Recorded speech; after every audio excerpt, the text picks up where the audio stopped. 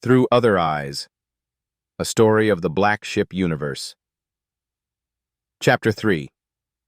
The Invitation.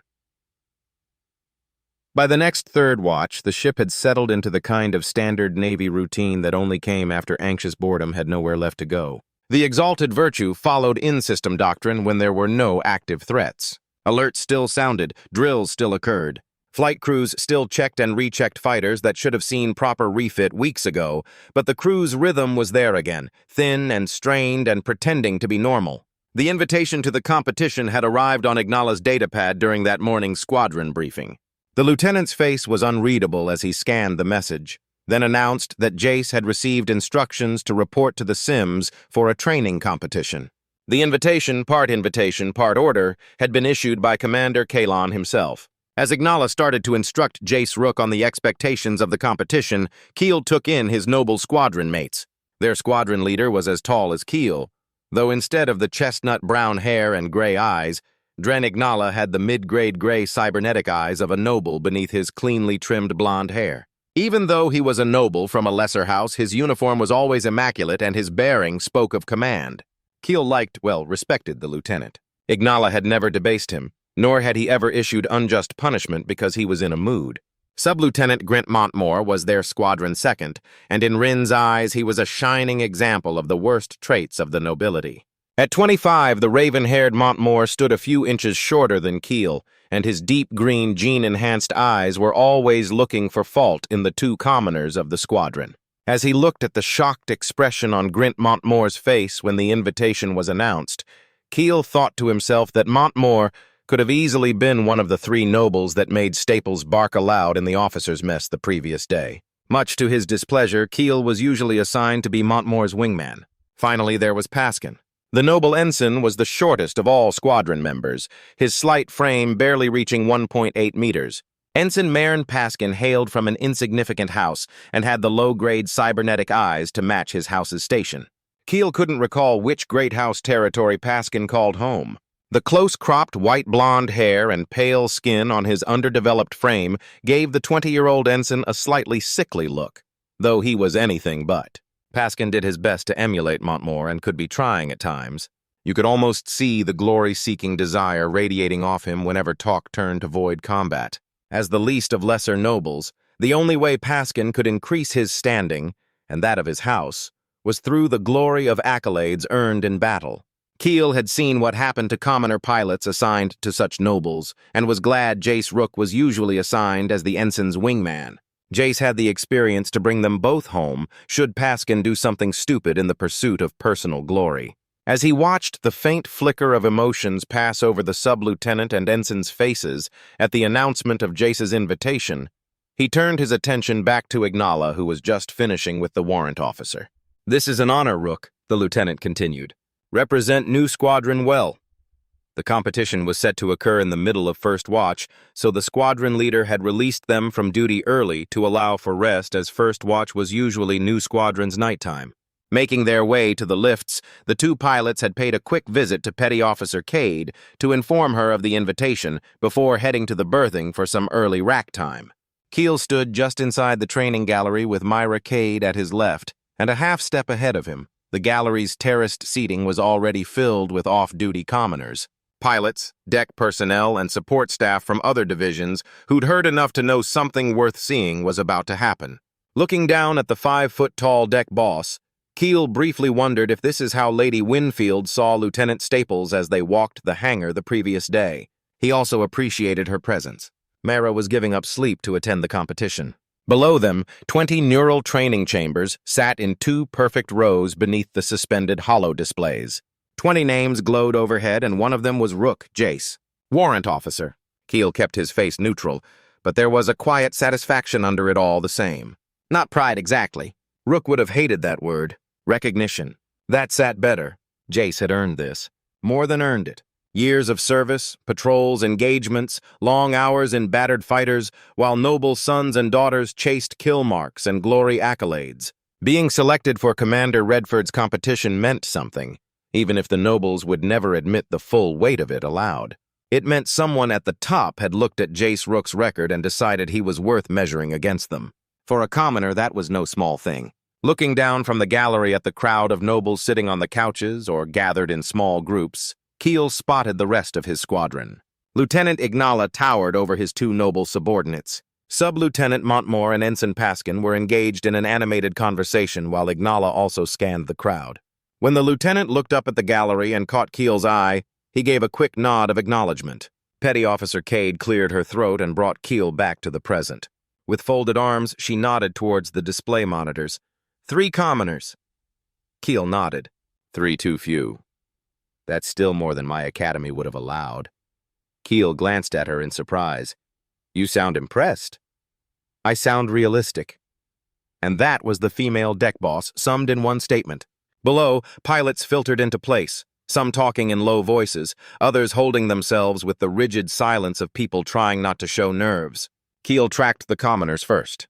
Jace Rook, another warrant officer from Omicron Squadron. A younger pilot Keel knew by sight, but not well enough to name. Then his eyes found Lieutenant Wyatt Staples. It still sat wrong in his head, like a bolt threaded just slightly off true. Staples stood in line with the others, not especially tense, not especially relaxed. He looked almost ordinary from a distance, which somehow only made him stand out more. His presence pulled attention the way armor damage pulled a Raptor technician's eye. Myra saw where Keel was looking. He shouldn't even be here yet. No, Keel said. He shouldn't. Keel felt a quick jab of anger at the man's presence. A murmur spread through the room, subtle at first, then tightening into something cleaner as Commander Redford Kalin entered, and every pilot in the sim center straightened. Even from the gallery, Redford had a presence. Tall, severe, controlled, his commander's uniform marking him as something beyond the common order of officers. Commander of the Prince's fighter division aboard the Exalted Virtue. The Vorpal Strike, some called him, though Keel had never heard any commoner say it. Redford spoke to no one at first, simply crossing the front of the room and taking his seat. Then the posture of the room changed. Heads turned and backs straightened as a current passed through the spectators so fast it felt almost physical. Keel looked toward the upper private booth and saw why. Lady Cynthia Winfield entered first in red armor, broad-shouldered and severe, the lady's presence alone clearing the space around her as it had in the hangar.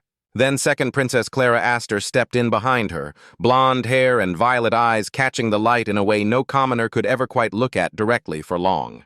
Beside her came the prince himself. When the prince and princess entered, Keel bowed at once, as did everyone else in the room, commoner and noble alike. He went deep enough to satisfy instinct and protocol both. His eyes lowered to the edge of the gallery floor. The prince gave a slight motion and the room rose again. No one spoke above a murmur after that. Beside him, Myra breathed out slowly. Well, Keel kept his gaze forward. I don't know what to say. Below, even Commander Kalan's 2-meter height looked smaller with royalty seated above him. He motioned and his voice cut through the room a moment later, assisted by AI. Pilots, the competition shall begin in 1 minute. Form up and enter your designated training chamber. You shall be instructed what to do once the chamber is sealed. All of you shall face the same 6 trials. Your results, scores, and video performance shall be streamed live to one of the monitors above you. May the best pilot win. Movement below became immediate and precise as Jace headed for his chamber without looking up. Keel watched him go and found himself hoping against habit that his friend placed well. Not for glory, but for vindication. Think he has a shot? Myra asked quietly. Keel's eyes stayed on the monitors. At placing? Yes. At winning? Keel took a second longer with that one. If the trials reward actual piloting, yes. If they reward noble thinking, then no. Myra snorted once under her breath. The chambers sealed and the first simulation began. The monitors came alive all at once. At first it was chaos, a debris field, enemy fighters, countdown clocks, 20 versions of panic and reaction playing out in real time. Keel found Jace's screen quickly. Rook flew the way he did everything else. Clean, economical, unspectacular right up until the point you realized everyone else was bleeding speed and he wasn't. No waste, no flair. Just surviving with such brutal efficiency it bordered on insult. Typical, Keel muttered. Myra leaned slightly forward. He's conserving ammunition. Of course he is. Most of them aren't, said the deck boss. Keel flicked a glance at the other screens. She was right. Several noble pilots burned too hot too early, dodging wide, firing fast, trying to solve the simulation with aggression before they understood what it wanted from them. Then he found Staples. Wyatt Staples wasn't surviving. He was hunting, not recklessly, not like a noble trying to impress an audience. He moved with a kind of ugly grace through the debris, engines pushed hard, missiles timed tighter than Keel would have expected from someone whose recent experience supposedly involved hauling waste between dead-end systems. By the time the countdown timer should have been the thing saving him, 2 enemy fighters were already gone, and the third was being lured into a kill. Myra straightened. "Did he just—" "Yes," Keel said. Below them, a few in the gallery reacted despite themselves as Wyatt's screen flashed completion. While Rook had passed the trial, Staples had ended it, and Keel didn't like how that felt. The second simulation began before the room could settle. A formation attack. Orders given. Targets designated. "Obedience trial," Myra said as Keel nodded. This one favored the noble pilots over commoners. They were raised inside hierarchy in a way commoners only learned later and under pressure. It wasn't skill, exactly. More like instinct honed by birth and rewarded by culture. Jace did well. Better than well. Tight formation, clean attack run, no hesitation, and Staples did the same. Not beautifully or elegantly, just correctly. "Damn him," Keel said softly before he could stop himself. Myra turned her head just enough to glance at him. "That sounded personal." "It's becoming personal," he growled before giving her a sheepish look and a shrug. By the third trial, more spectators had leaned in. The competition was trimming itself down. Pilots were starting to fail. Noble names slipped downward. The warrant officer from Omicron Squadron disappeared entirely from the board after a bad run and did not return. Rin felt a pang of sympathy for the young pilot. He'd be stuck in that sim pod until the end of the competition.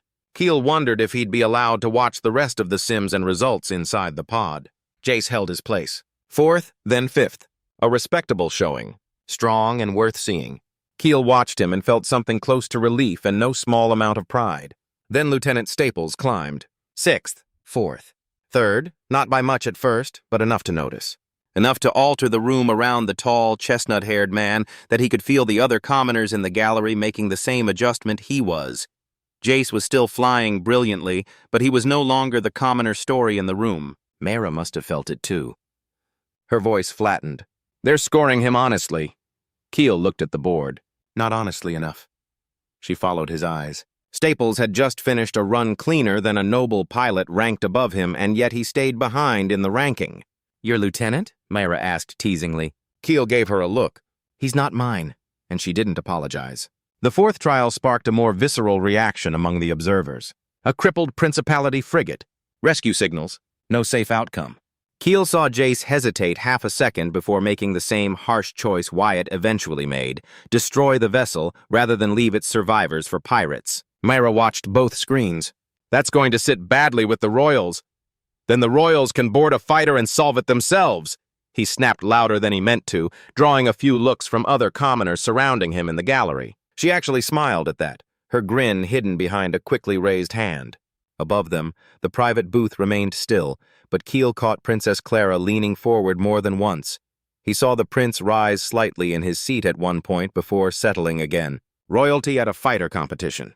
Keel still didn't know what to make of that. "Princess Clara likes the races," Myra said quietly, as if reading the thought. "And the aerial tournaments." "You know that how?" Keel grunted. "Everyone knows that," the little woman quipped, causing him to look down at her to see if she was joking. He could tell by her look that she wasn't. The 5th simulation turned into open battle.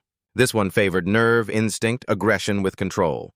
Jace came alive in it, pushing harder now, and Keel finally let himself feel some measure of approval. That was the pilot he knew.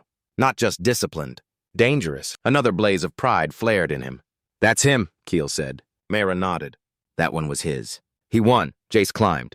Then Wyatt climbed too. Not in the same way. Jace cut his way through the scenario like a veteran. Wyatt seemed to solve it sideways, finding angles Keel didn't expect, and routes through the fight that felt almost insulting in hindsight, as though everyone else had been obeying the shape of the test while Wyatt questioned why it had a shape to begin with. By the time the 5th trial ended, the board had narrowed to almost nothing. Only 6 of the original 20 pilots remained, with 3 in the top of the leaderboard. Warrant Officer Jace Rook, Lieutenant Wyatt Staples, and a sub-lieutenant from Delta Squadron. 2 commoners and 1 noble held the top 3 slots. That alone was going to get the ship talking. The room had gone nearly silent now, as no one wanted to miss the end. The 6th trial began. Keel saw the scenario and felt his stomach drop. Open void. Lone fighter. Principality cruiser. "No," Keel said at once in a hushed, horrified tone. Maricade's eyes narrowed. You know it? By reputation. Below them, pilots started dying. Not physically, not in truth. But their screens went black one after the other. The results stamped over each in clean, merciless letters. Defeat. The room grew tighter with each one. What kind of test is this? Myra whispered. The kind nobles like, Keel said. Jace's screen lasted longer than the sub-lieutenant from Delta Squadron. Keel watched him make a run at it, measured and sharp, only to lose the scenario anyway. His result was stamped in harsh white. Defeat. Keel said nothing. He couldn't, as Jace Rook disappeared from the board. And just like that, years of service and skill and steady excellence were no longer the center of Keel's attention. Only Staples remained. Even Myra noticed it. He's just sitting there, she said. Wyatt's fighter on the screen had not moved for a long time now. 3 minutes, maybe more. The cruiser waited. The room waited, and Keel felt every commoner in the gallery straining toward that single screen. Come on, he muttered at the screen, though he didn't know whether Staples meant to survive or fail and get it over with. Then Staples moved. Fast. Missiles away, mine released, and the fighter accelerated in a line so stupid it bordered on madness. Keel stepped forward without meaning to, gasping aloud, "What is he doing?" On the display, the cruiser's response lit the void. Missiles. Kinetics. PD turrets firing, and Staples's fighter raced through it. Too fast, too close, afterburner flare turning the screen white-hot around the edges. And then he rammed the cruiser's shields. Myra made a noise Keel had never heard from her before, something between a gasp and a curse. For one split second, Keel thought Wyatt had driven his fighter into the cruiser out of spite. Then the delayed missiles arrived, slamming into the exact point of impact, the mine amplifying the strike and the bridge deck of the cruiser vanishing in a bloom of destruction. The ejected cockpit capsule spun free into view on the holoscreen a heartbeat later, and every person in the room stared. Then the screen changed. Victory. Keel didn't realize he'd stopped breathing until he dragged air back into his lungs.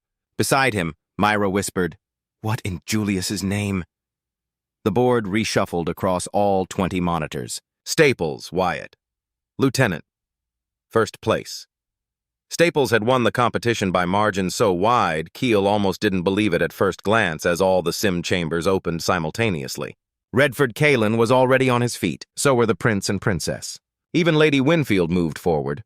The entire room had shifted around one commoner as Keel looked for Jace, and found him standing by his own chamber, face unreadable in the way only Jace Rook could manage. But Keel knew him too well for that. The older pilot stood straight, still and composed, and utterly eclipsed. Myra saw it too. He flew well. Keel kept his eyes on Rook. He did. Would have won most days. Against anyone else, probably, Keel sighed. Staples doesn't fly like a Navy pilot. At least not any pilot I've ever flown with. Below, Lieutenant Staples turned, looked up at the board, and collapsed. For one stunned moment, the room didn't know how to react. Then Princess Clara laughed, bright, delighted, utterly unguarded. And even Keel, despite the weight of everything pressing down on him, felt the corner of his mouth threaten to move into a grin. Only for a second, until he looked back at Jace. Rook hadn't moved, hadn't spoken, hadn't left. But Keel could feel the bruise that moment had left all the same. A commoner had won, and that should have meant something good. Instead, Keel felt the deck beneath everything shifting again, same as it had when the rumor first spread. Not because Wyatt had done poorly, but because he had done brilliantly. And brilliance in a man like Wyatt Staples was becoming intolerable. The deck boss folded her arms again. This is going to make things worse. Keel nodded slowly. Below them, Commander Kalon and the Royals had gathered around Wyatt's unconscious form as medics hurried in, while all around the chamber the nobles talked too fast and the commoners talked not at all. Yes, Keel said, it is. As he looked down, he noted that the nobles of his squadron were engaged in a vigorous conversation, occasionally stealing glances at where Staples lay, surrounded by a medical team. Noise returned slowly, like pressure bleeding back into a sealed compartment. Voices came in pieces, noble laughter, excited chatter, controlled commentary. The kind of sound that followed something impressive, something worthy of discussion, something worthy of attention. Keel didn't hear most of it as he was watching Jace. Rook remained next to his chamber like nothing had happened. No visible frustration, and his helmet tucked under one arm, posture straight, expression neutral. Perfect waiting obedience. Too perfect. Keel waited. He didn't call out to the warrant officer, and didn't move toward him immediately. He knew better. Jace Rook didn't look at Wyatt, the Royals, or the board. Instead, he walked straight toward the exit. For Keel, that was enough. Keel exited the upper gallery and fell beside him without a word. They didn't speak as they left the training chamber. The noise faded behind them with every step, replaced by the quieter, hollow hum of the corridor outside. The door sealed shut behind them, leaving them in sudden silence. For a few steps, it was just the sound of boots on deck plating, the even, measured, controlled steps of military men used to walking in step. Keel glanced sideways to see that Rook's face hadn't changed. That same calm, unreadable mask. "You flew clean," Keel said. Not as praise, just fact. Rook didn't respond. Keel gave it a few more steps. Then, "You should have taken it." That got a reaction. A small shift in the jaw, a slight lowering of the eyebrows. "Not like Staples did," Rook said flatly. "I disagree." Keel nodded once and they kept walking to the empty lift ahead. As the doors opened, they stepped inside and the doors slid shut again with a soft seal. The hum of the lift engaged, carrying them downward through the ship. Trapped in the small space with no distractions and no one else, Keel leaned back against the bulkhead. Rook stood straight as if he was waiting for inspection. "Didn't expect him to pull that," Keel said after a moment. No, Rook's eyes stayed forward. Another pause. Keel watched him carefully now. "Didn't expect anyone to." That got something. "Not much, but enough." "That last run," Keel continued, keeping his tone neutral. "You see what he did?" Jace Rook exhaled slowly. It was bold. That wasn't doctrine. No. A bitter word from Rook's now bitter face as the lift hummed and levels passed. Keel let the silence stretch for a moment before saying, "You'd have done it differently." This time Rook turned his head, just a slight turn, but enough. "Yes." "How?" Rook held his gaze for a second longer than usual. "I wouldn't have tried to win," looking forward again. That landed heavier than anything else he'd said. "What, just take the loss?" Keel frowned slightly. "No." Rook's voice didn't rise or sharpen, but there was something harder under it now. "I would have followed the scenario." "Die with honor?" Keel stared at him. Rook didn't answer right away. "That's what it was built for," he said eventually. Keel shook his head once. "That wasn't flying. That was theater. It was good theater." The agreement surprised him, and Keel watched him again. Then why didn't he play it? Rook's jaw tightened a fraction. Because he didn't care what it was built for. The lift slowed and Keel pushed off the wall slightly. "Or he didn't know." Rook shook his head. "No," he said. "He knew." And Rook's statement sat there. Keel let it settle before asking, "You think he deserved it?" The question wasn't loaded, but it wasn't light either. Rook didn't look at him and without hesitation answered, "Yes." Keel stared. That wasn't the answer he expected. "He flew better," Rook continued before he could respond. The lift doors opened and they didn't move immediately. Keel studied him, trying to find something else. Anger, resentment, anything. It was there, just not where most people would look. "That bothers you?" Keel asked quietly. Rook stepped forward and paused at the threshold. "For him?" he said with a small shake of the head. "No." Then after a pause, "For the rest of us?" He didn't finish the sentence, and Keel didn't need him to. Keel felt it anyway. Rook stepped out into the corridor and Keel followed. They walked in silence again, but it wasn't the same silence as before. Because now Keel understood. It wasn't about losing, and it wasn't about Staples. It was about what the lieutenant proved and what that made everyone else. Ahead, the corridor bent back toward the hangar decks. Back to work, to routine, to something that looked like ordered normalcy. Keel exhaled slowly. "He is just all kinds of wrong," he said under his breath. Rook didn't respond. They didn't see Staples again, not that day or the next. At first, Keel thought it was deliberate. Keep the new lieutenant away. Let the ship settle. Let the nobles decide what to do with him before anyone else got ideas. That would have made sense. But the ship didn't settle. It tightened. The day after the contest, new squadron flew drills. Not simulations in the controlled environment of the training chambers, but in the void. Cold, silent, unforgiving void. "Run it again!" The order came sharply over comms. Keel rolled his Raptor through the debris markers, engines flaring hot as he cut between two spinning rocks set as obstacles. Formation broke, reformed, broke again. They were pushing too hard for routine drills, and everyone felt it. Jace Rook flew cleaner than usual. No wasted motion, no hesitation. But there was something else there now. Less patience and more edge. Keel noticed as they ran the exercise 3 more times. Then 2 more. then again after a refuel cycle. By the time they returned to the hangar, even the deck crews looked worn thin. Maracade didn't greet them, didn't make a comment, just handed Keel the post-flight checklist and said, "Turnaround's faster today." That was all. Tams had more to say. "Of course he did," Keel groaned inwardly when the little man approached him.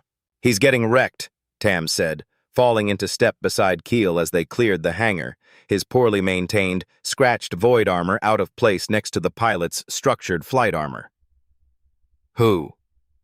Keel didn't look at him. Tams grinned that sharp, too interested grin and said, "Staples." That got Jace's attention. Not visibly, but Keel noticed it. "What are you going on about?" Keel asked. "Officer Jim," Tams said. Lady Winfield's running him through it. That made Keel glance over. "Training?" he asked. Tams snorted. "If you call getting your ass handed to you for training." They hit the corridor junction and slowed slightly, but didn't stop. "He couldn't stand up after the first hour," Tams continued, voice lowering as if that made the information more valuable. "The gym orderly said he dropped 3 times. She made him get back up every time." "Gym orderly said," Keel repeated flatly, and Tams shrugged. "The whole gym crew confirmed it, and that carried more weight." "Good," Bren's voice came from behind them. They turned. The auxilia corporal had fallen in without them noticing. Broad shoulders, heavy steps, that same scar catching the light along his neck. "About time someone put him in his place," Bren added. Keel didn't respond immediately, and Jace didn't respond at all. "Lady Winfield's not doing it for you," Keel said eventually. Bren smirked. "Doesn't matter who's doing it or why." And that was the problem, thought Keel. They kept walking, and behind them, Tams kept talking. "The second session was worse," he said. "Apparently she doesn't stop. No breaks unless he drops." Keel exhaled slowly. "Well, he didn't drop out," he said. Tams blinked. "No." "Then he's still in it," which ended that line of conversation, mostly. Later, after a shower and wearing a clean, if somewhat worn uniform, Keel Rin went to the mess. As he stood in the serving line, he found that the story had spread, and in true scuttlebutt tradition, there were different versions of the same core story Tams had related. He can't keep up. She's breaking him. He's not built for it. That's what happens when a commoner pretends. Commoner officer leads, the gym mats obey.